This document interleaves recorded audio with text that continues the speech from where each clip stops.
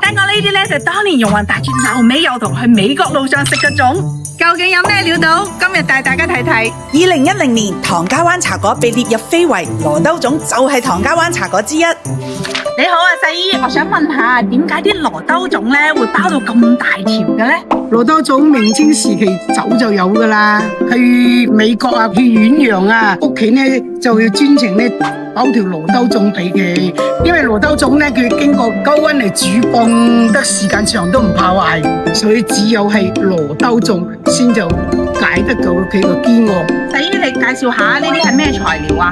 我哋包粽咧，首先第一個咧就係有羅兜，因為嗰啲羅兜咧三面都係有刺嘅，咁我先將佢啲刺咧打咗之後做平嘅，用啲滾水啊煮到佢軟軟地，喺水嗰度一條一條咁樣洗乾淨。我唔明啊，細姨，點解唔用竹葉包咧？我見平日好多人都係用竹葉，屬於文化嘅傳統。以前山入邊嘅竹葉運唔到落嚟，出海嘅香山人就採海邊羅兜葉，先做出獨一無二嘅羅兜粽。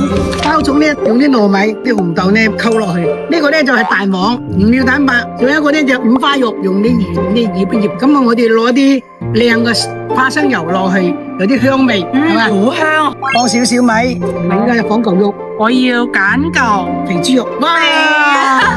再落一盒米。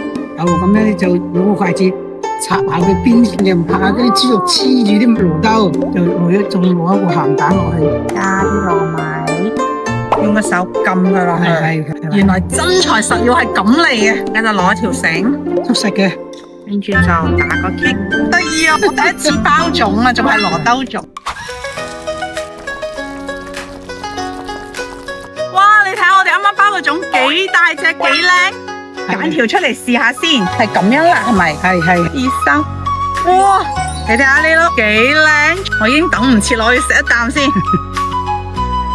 好食啊！有一種獨特嘅羅兜葉清香啦，嚟粉絲先食。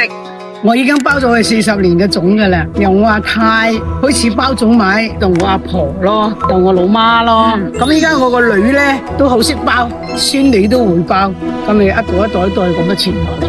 哇！咁樣真係好幸福啊，可以食到細姨包嘅粽。呢條非遺羅兜粽又蘊藏咗幾多鄉山人嘅鄉情同回憶。如果你都想試下呢個味道，不妨嚟唐家體驗一下。